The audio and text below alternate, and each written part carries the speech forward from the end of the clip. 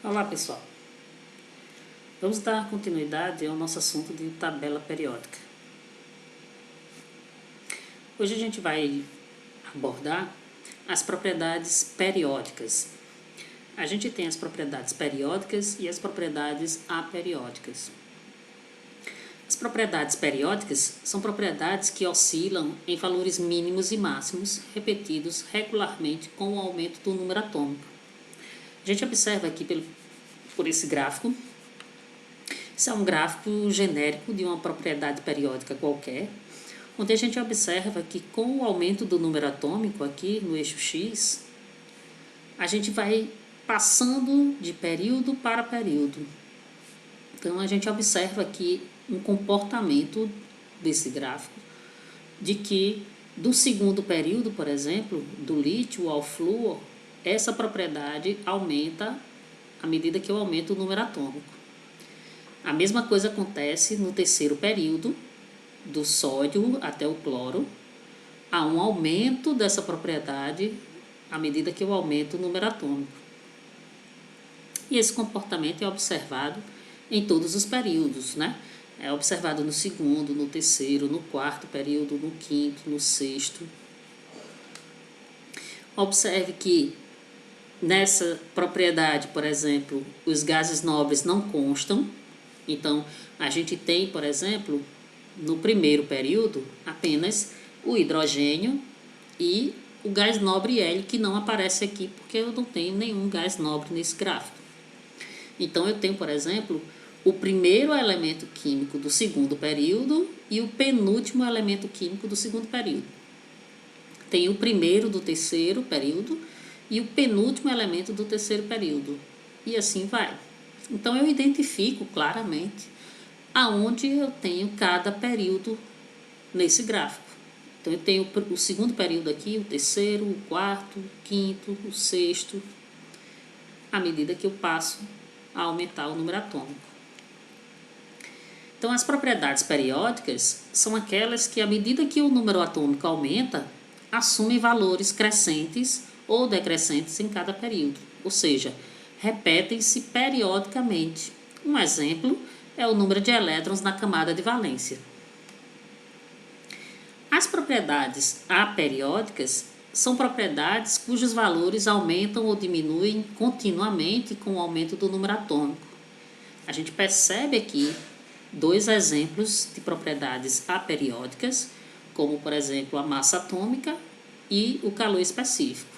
Então, a gente observa que, à medida que eu aumento o número atômico, eu aumento a massa atômica e eu não percebo aqui a passagem de um período para o outro. Então, eu não consigo enxergar quando é que está terminando um período e quando é que está começando o outro. Então, isso aqui é uma propriedade aperiódica. Do mesmo jeito que o calor específico. À medida que eu aumento o número atômico, eu diminuo o calor específico, mas eu não identifico quando está passando de um período para o outro. A primeira propriedade periódica que a gente vai estudar é o raio atômico.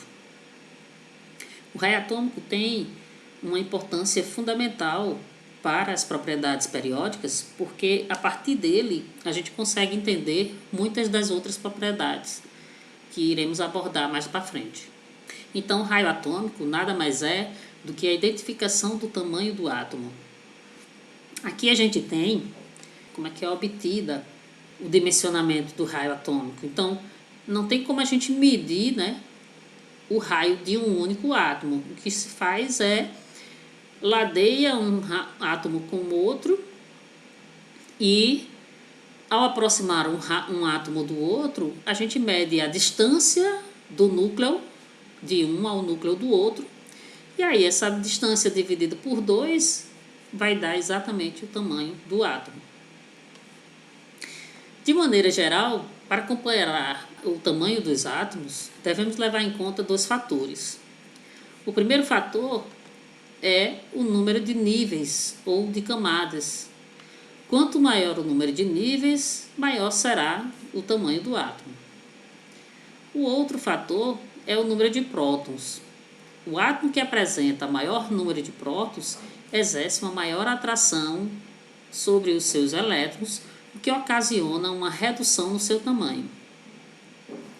Então veja, na tabela periódica, numa mesma família ou grupo, o raio atômico, ou seja, o tamanho do átomo, aumenta de cima para baixo. Lógico, por quê? Aqui em cima a gente vai ter os menores átomos porque eles têm um número menor de camadas eletrônicas. Então, eu vou ter, por exemplo, aqui em cima o hidrogênio que só tem uma camada. Depois eu vou ter o lítio que tem 2 camadas. Depois eu vou ter o sódio que tem 3 camadas. E à medida que eu vou aumentando o número de camadas, obviamente eu irei aumentar o tamanho do átomo. Já num período, ou seja, na horizontal, eu vou ter todo mundo com o mesmo número de camadas. Então, se eles têm o mesmo número de camadas, o que vai definir quem é maior do que o outro é justamente o número de prótons. Então, no mesmo período, o tamanho do átomo aumenta da direita para a esquerda. Isso devido à diminuição do número de prótons nesse sentido. E o que diminui a força de atração sobre os elétrons. Então, veja, nessa linha aqui, nesse período, eu vou ter átomos com a mesma quantidade de camadas. Porém, esses átomos do lado esquerdo têm menos prótons do que os átomos do lado direito.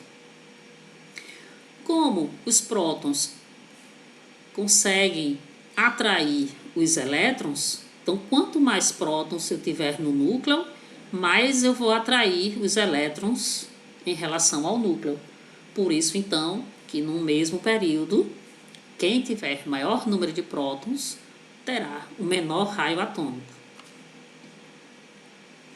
Aqui a gente tem uma imagem comparativa justamente dos raios atômicos iônicos e do tamanho do átomo neutro. Então veja, aqui a gente tem, por exemplo, o átomo de lítio. Eu tenho o átomo de lítio neutro, representado por essa bola cinza, meia bola cinza, e tenho o átomo de lítio íon, representado por essa meia bola rosa. E aqui eu tenho o tamanho do átomo em angstrom. Então veja que o átomo de lítio neutro, ele tem um tamanho bem maior do que o seu íon, justamente porque ele tem 2 camadas. O íon lítio, que perde um elétron, ele perde o elétron e perde essa segunda camada. Então, ele fica com uma camada apenas a primeira camada. Então, obviamente, o íon lítio tem um tamanho menor do que o lítio neutro. Mesma coisa acontece com o berílio, que ele perde uma camada. Se ele perde uma camada, ele vai ficar então com o tamanho do átomo menor. Então, o íon é menor do que o átomo neutro. Já nos íons ânions, a gente tem um oposto. Por quê? Porque no ânion, quando o átomo neutro recebe mais 2 elétrons, ele aumenta a repulsão.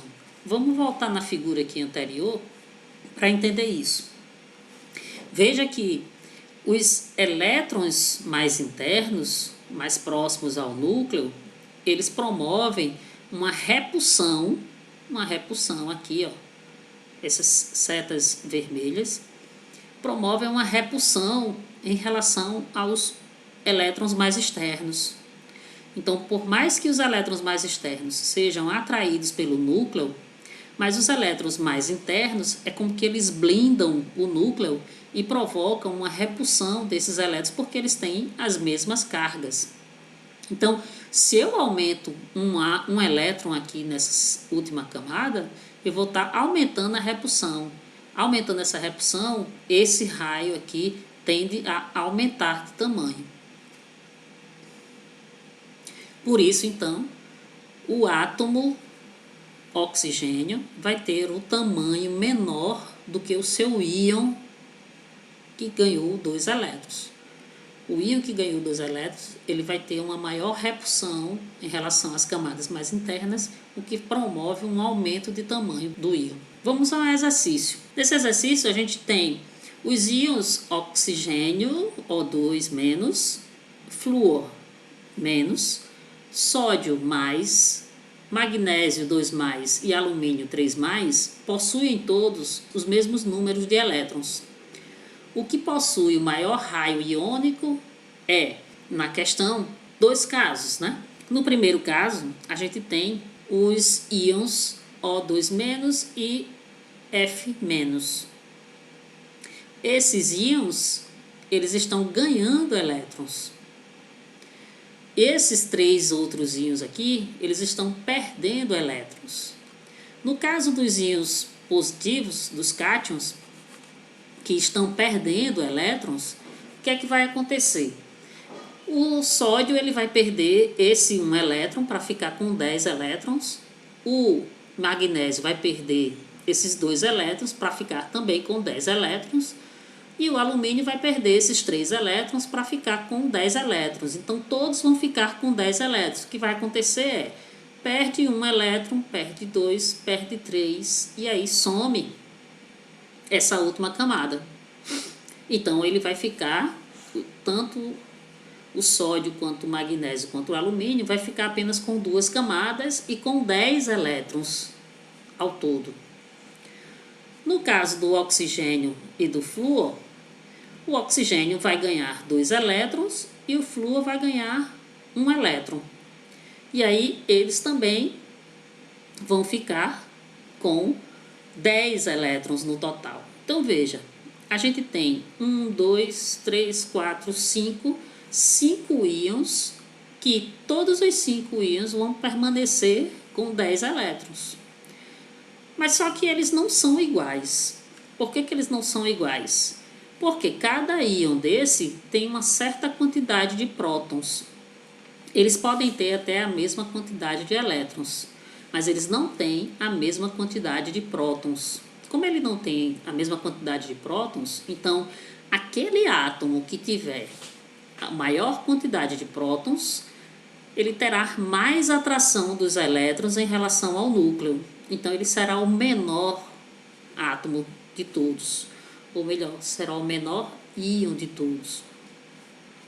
E aquele íon que tiver o menor número de prótons, no caso aqui de todos esses 5, o que tem o menor número de prótons é o oxigênio. Então, aquele íon que tem o menor número de prótons, ele terá então o seu tamanho aumentado em relação aos demais.